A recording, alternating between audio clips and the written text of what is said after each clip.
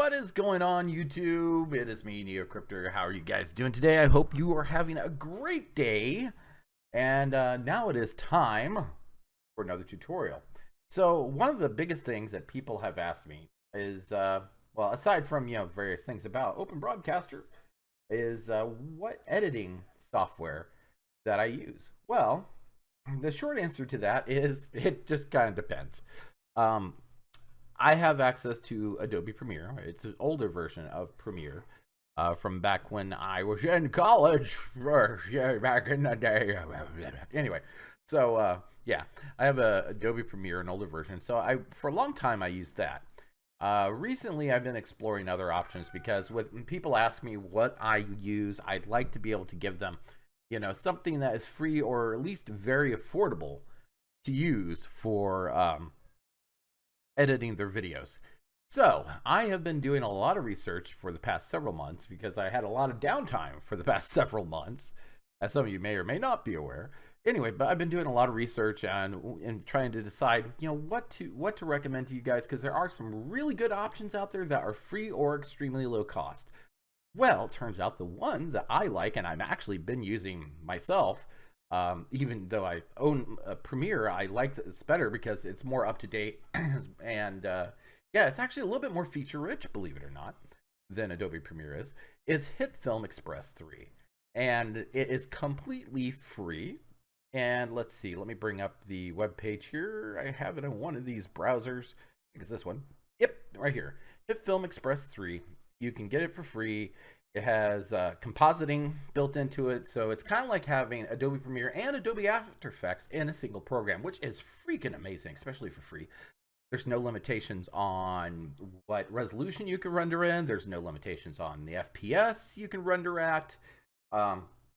It just, a lot of the free programs out there, like Lightworks is a really good program too, but for the free version, they limit you to 720p. That's it.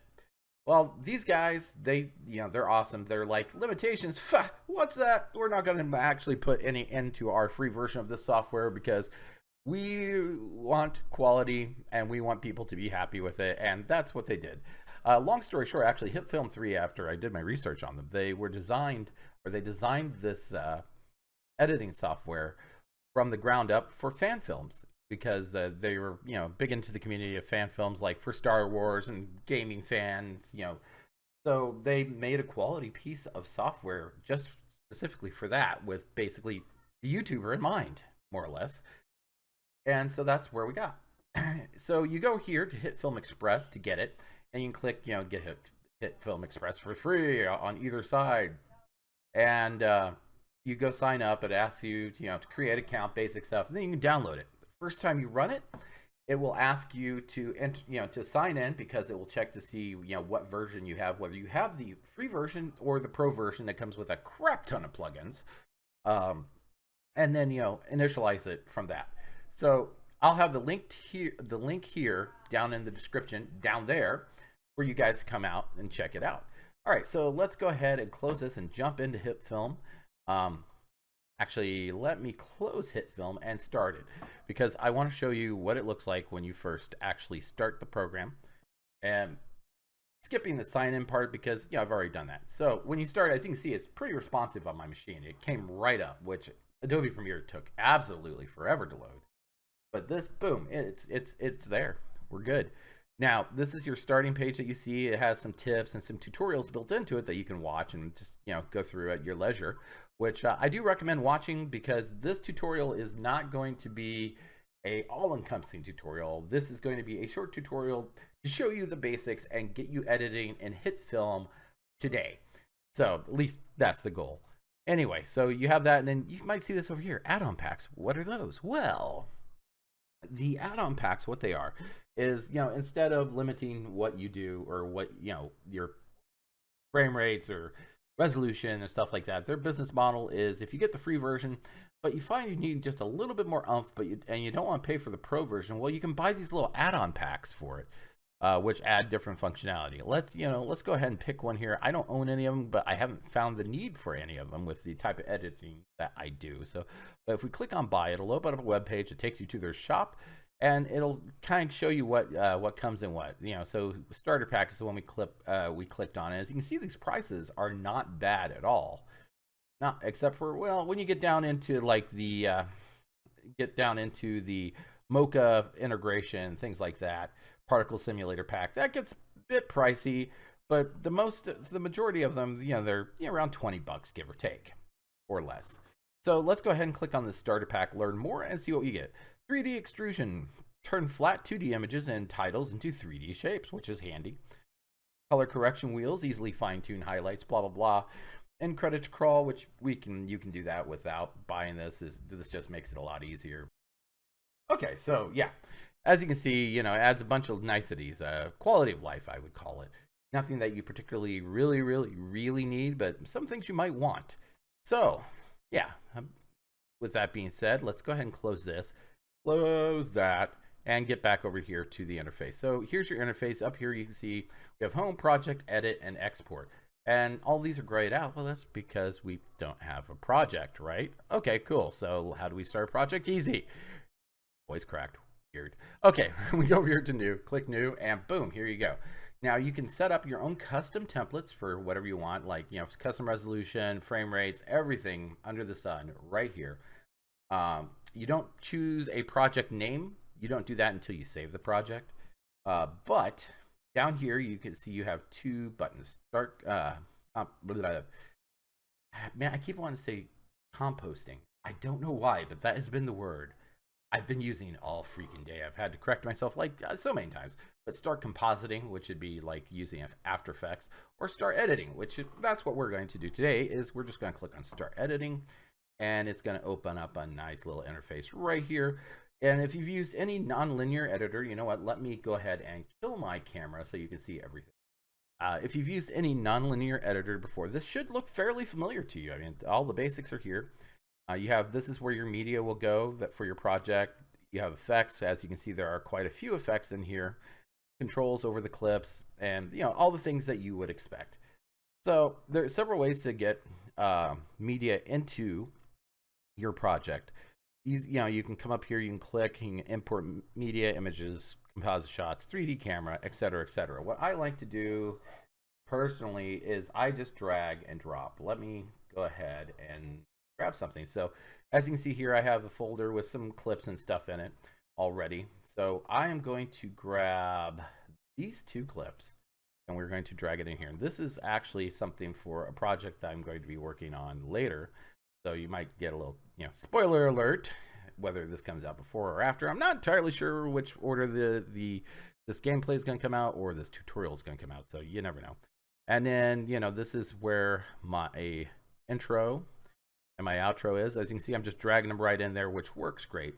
And then, of course, you can go and add music the same way. Let's go under download because I know I have some stuff under there because of Freedom's new music service that they're offering. I have a few little things in here. So let's go ahead and just grab something and pull it in. Okay, that's it. And that is the easiest way that I find to get things into your project. So for basic editing, let's say first thing I want to do is I want to put my intro in, which is oddly named Edit 1. That's because I made this intro in Blender 3D, and then I rendered it as an MP4 using HitFilm, and it was in 720p. But that's cool. It is what it is. So I just haven't got around to make it into our intro. And as you can see, it doesn't take up our whole frame. But that's okay. It's not a huge deal because we can just grab a handle and drag it up, and it is just that easy to scale things up in HitFilm 3 Express. So we added that. Cool. Now we're going to add some footage because that's what we're all going to need, right? Yeah, we need footage. Okay. And now let's see. As you can see here, let's go ahead and play. This is going to be really loud.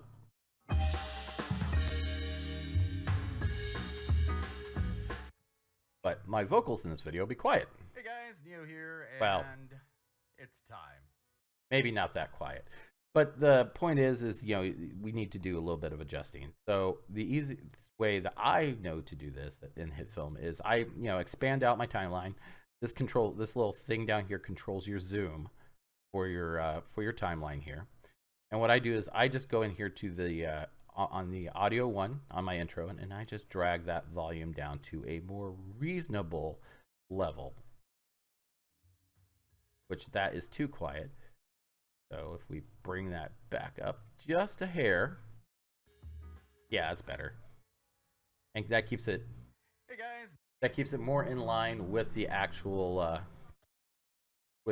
audio of the clip. So now I know at some point in here I got frustrated and my my microphone kind of dropped. So I kind of want to edit that out. So we're going to go in here and we're going to make a couple of quick edits. I'll show you how to split your clips up, or into shorter clips.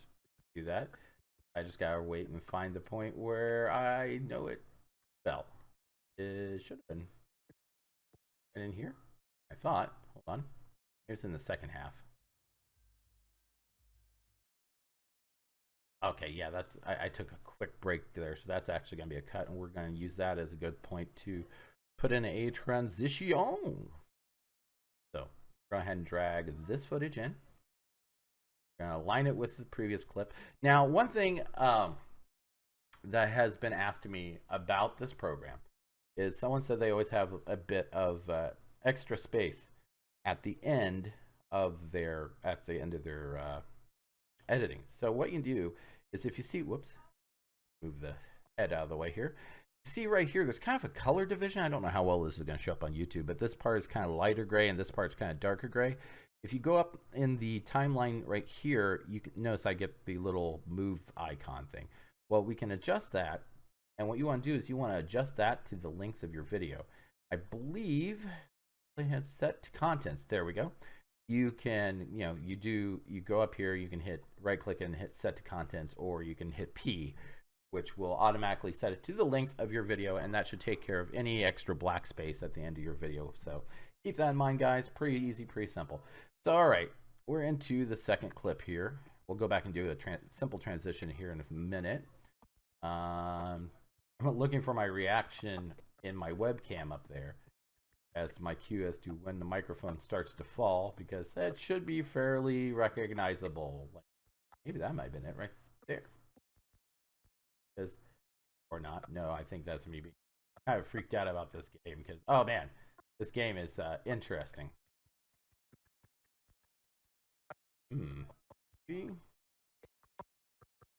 Heard a sergeant called Kawaii. Let's go together. Come on, she says. Okay, so yeah, I don't know where that clip is, but let's go ahead and just say we want to make a slice here. Now, there are hotkeys for all these functions. I'm just going to click on it. But if you hover over the functions over here on the left-hand side, where my mouse is now, it will tell you what the hotkeys are. So, you got your slip tool, you have your slide tool, you have your ripple edit, roll edit, everything, your slice tool, which is what we're going to be using. With the slice tool, just move your playhead to where you want to make the cut, and then, isn't that working? Oh, there we go. Yeah, hover over the footage, and then click the line right there. And now this clip has been separated from the rest of the clip.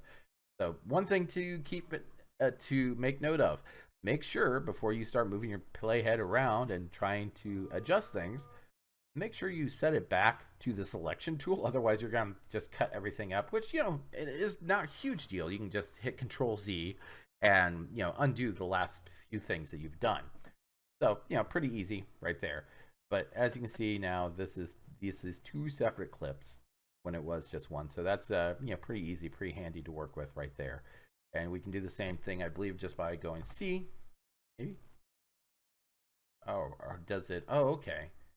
So C just activates the tool. You still need to manipulate. I haven't actually played with the hotkeys, so yeah, there we go. So the hotkey will activate the tool. You still manually use it with your mouse and the playhead.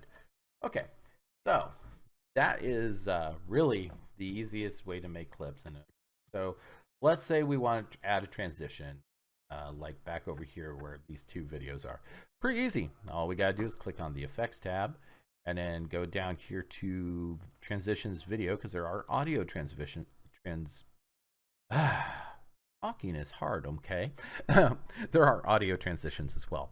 So we click on video, and you can see we have some subfolders here. We have zooms, crossfades, we have custom, which I don't have any custom installed at the moment. Fade to color, push, slide, split, dissolve. The pretty standard options for doing transitions or transition effects, really.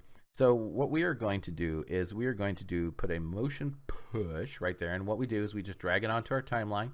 And you probably cannot see this in the video. As a matter of fact, let me see if I can scale this up a bit. So, and then find the separation. Be over here somewhere. There we go. Whoop, and I lost it. Which way did I go, George? There it is. Okay, so we have the separation right here. So all you gotta do is grab it, pull it over, and now you can see it because I've scaled in it. You want to center it on this, on the division. I mean, you can do it on one side or the other, and that'll allow you to stack multiple transitions. I haven't played with that, so I'm not sure exactly how well that worked out. But as you can see, that transition is there. Now all I gotta do is watch it. Boop. And you just saw that. It's probably not the greatest example because it goes from a black screen to a black screen, but watch my webcam up here in the corner. See? Just that simple. And that's how you add a video transition. It's also how you do your audio transitions and all of that. Okay, so let's go ahead and do that.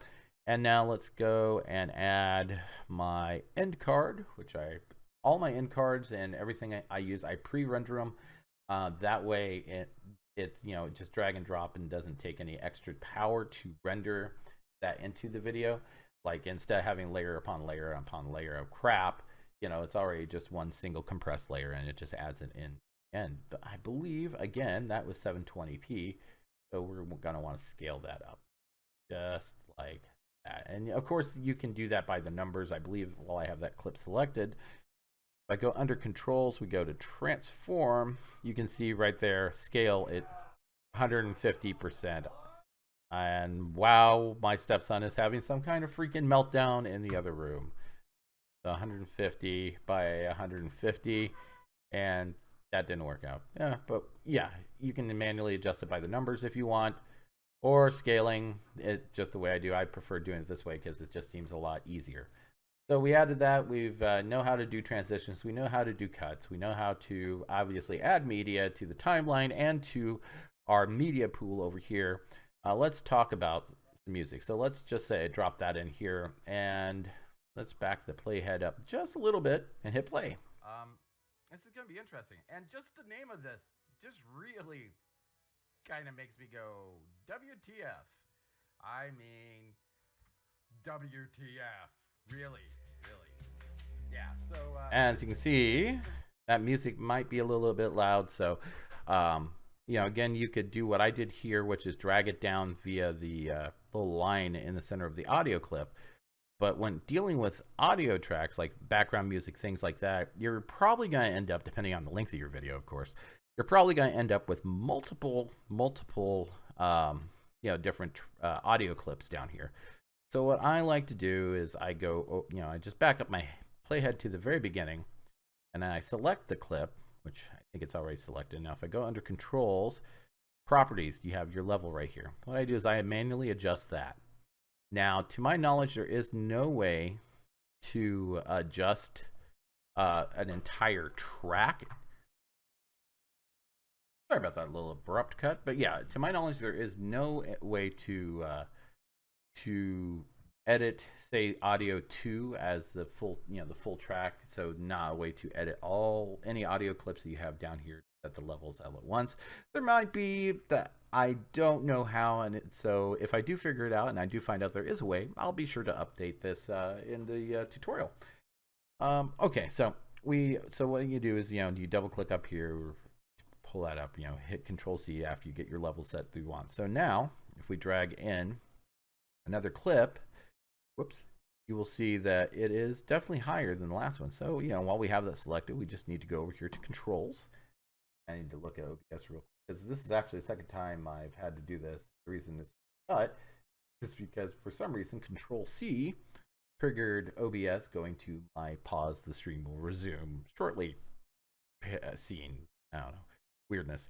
But anyway, so we select the clip, we go over to controls, we go under properties, and we can just double click in this area, and then we can hit Control V to put in our settings from the other clip, and there you go. It's completely uniform, and then we just continue on across. Okay, so let's cover something else real quick and simple and easy. Though it seems easy, it took me forever to figure out how to do this. Let's cover how to add text. Because if you look under effects, in a lot of programs, they will have, a thing for you to add text to your screen under the effects. But if you look here, there is nothing for that here. Well, and there's nothing anywhere else that you can see. Well, it turns out what you need to do, and this took me a while to figure out, is make it you have to make a composite shot, which is like using, say Adobe After Effects. Well, it's pretty easy. We're just going to very, very briefly touch on on how to make a composite shot, particularly just for text.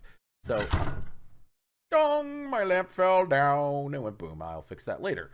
Not a huge deal because it's an LED bulb, so nothing's going to catch on fire, I hope. Dun, dun, dun. All right, so all we got to do is go over here and click on New and Composite Shot. Obviously, there's always a couple different ways to do it, and by default, it's going to have the exact same FPS and resolution as your timeline. You can of course adjust this to suit. I like to just say leave it default. Now I'm just going to, for organizational purposes, just name this text 1 for, because that sounds like something good. Under advanced, you have enable fog, motion blur, and crap like that. We're not really concerned with that at the moment. We're just going to click OK and call it good. So this brings up your compositing. So don't worry though, to switch back and forth, it's pretty easy. You see we're on the text 1. Well, if we go over to editor, that's where our timeline is living, and very easy for us to switch back and forth. So under text 1, I'm just going to show you the absolute simplest way to do this. What we want to do is go up here to this little A icon. We click that, and now we can drag out a text field. And then over here, we can go over to the text area, which is where we control our fonts. Let's go with Impact. I like Impact. That works for me. And we want this kind of big, since this is 1080p, 48 does not cut it. Let's make it, 69. Why not? Okay. And we're just going to put, "Hi, Mom. How are you?" Cool. Right? So now if we click over onto our editor, we don't see anything. Why is that, Neo? Oh, that's pretty simple. We go over to media, we find our new clip that we made here, text 1, and then we just drag it on in. And there is our text right there. Hi, Mom's kind of hard to read because of the white there. But, that's something to adjust. So we can go over here, of course, double click in here, hit Control A to select all the text. We can go over here and select the text color.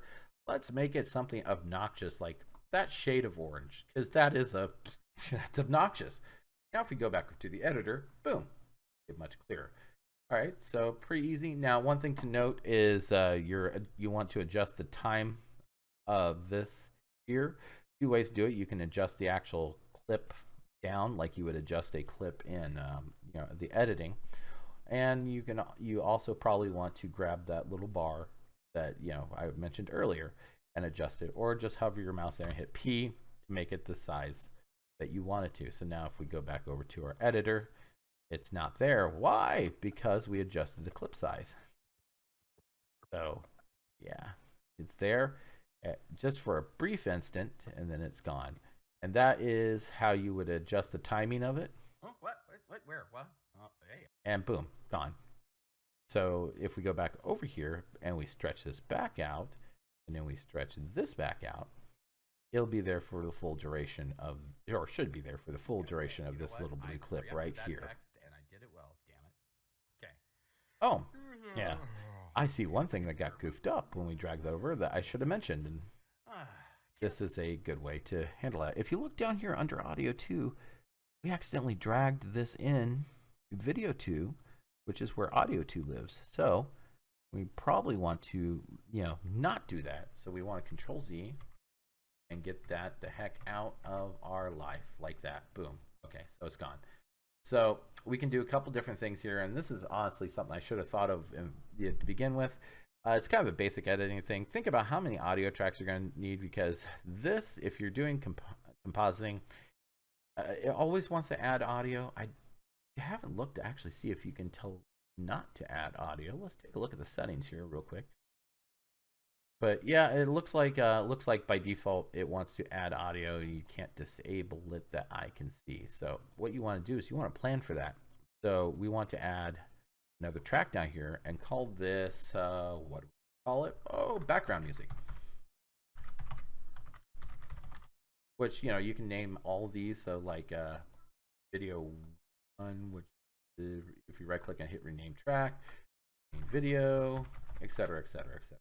And then, you know, just drag put your music on a sub, you know, on that background music track area. So now if we go over to our media pool, which by the way, this UI is completely customizable. You can grab stuff, drag it around, reposition it however the heck you want. But I'll let you play with that on your own. But if we go here, we drag this back up here. Now it's back, and now it's not overwriting our music track. So I overslept. It's probably gonna be the white version again. I'm gonna guess once it pops up. Never mind. Oh wait, you know what? We controlled Z'd so far that it took it away. Bummer. Okay, so we'll just put it back. Hi, Mom. You suck.